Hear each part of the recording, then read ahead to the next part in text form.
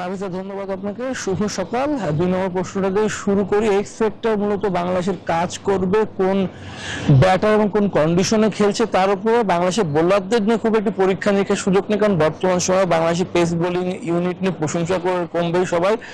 Mario ভিল্লাভারেন, তিনি বাংলাদেশ দলের সঙ্গে কাজ করেছেন, ফিজিও অ্যান্ড স্ট্রেন্থ ট্রেনার ছিলেন, তিনিও কিন্তু বাংলাদেশের পেস ইউনিট নিয়ে প্রশংসা করেছেন।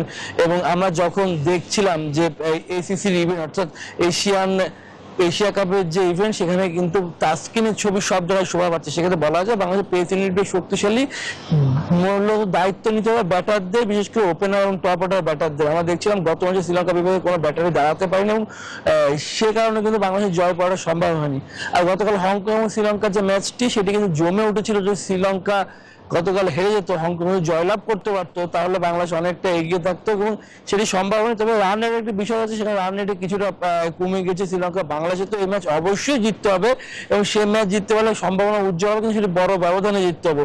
আফগানিস্তান আমরা জানি যে এই ধরনের কন্ডিশনে খেলে অভ্যস্ত, তারা এই আবুধাবিতে দীর্ঘ সময় থাকে এবং এই ধরনের উইকেটে খেলে, এই গরমের সঙ্গে তারা অভ্যস্ত এবং সে কারণে মূলত বাংলাদেশের জন্য বাড়তি চ্যালেঞ্জ দিতে হবে। বাংলাদেশের জন্য আরও একটি চ্যালেঞ্জ কাজ করবে, সেটি হচ্ছে আফগান স্পিনাররা। আমরা আল্লাহ গাজানফারের কথা বলতে পারি, আমরা রাশিদের কথা বলতে পারি, আমরা মুজিবের কথা বলতে পারি, আমরা নবীর কথা বলতে পারি, আমরা পেস বোলারদের মধ্যে যাদের কথা বলতে পারি, ওমর জিয়ার কথা বলতে পারি, ফাজল হক ফারুকির কথা বলতে পারি।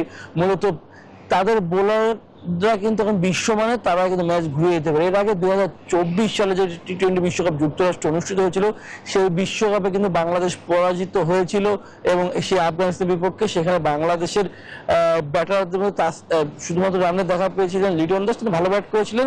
অপরদিকে আফগান বোলাররা কিন্তু দারুণ ছন্দে ছিলেন। সবকিছু মিলে বাংলাদেশের জন্য এশিয়া কাপে টিকে থাকার লড়াই এবং আজকের ম্যাচ জয় পেলেও শুধুমাত্র হবে না, আরও কিছু সময় অপেক্ষা করতে হবে। কারণ শেষ ম্যাচ, অর্থাৎ গ্রুপ পর্বের শেষ ম্যাচ আফগানিস্তান শ্রীলঙ্কার যে ম্যাচটি রয়েছে, সেটি যদি আফগানিস্তান হেরে যায়, তাহলে বাংলাদেশের সম্ভাবনা উজ্জ্বল এবং বাংলার পরবর্তী রাউন্ড নিশ্চিত করবে। আর যদি আফগানিস্তান জিতে যায়, তাহলে রানটা যদি আফগানিস্তান এগিয়ে থাকে, বাংলাদেশের জয়টিও খুব একটি কাজে আসবে না। তবে সবাই গুরুত্বপূর্ণ এই ম্যাচ জয়লাভ করা, এবং সেই ম্যাচ যে জয়লাভ বাংলাদেশ করতে পারে, তাহলে কিন্তু কিছুটা আত্মবিশ্বাস পাবে এবং শেষ দিন পর্যন্ত অপেক্ষা করতে হবে। বাংলাদেশ আজকে জয়লাভ না করতে হবে, তাহলে আগামীকালই দেশে ফেরার ফ্লাইট ধরতে হবে।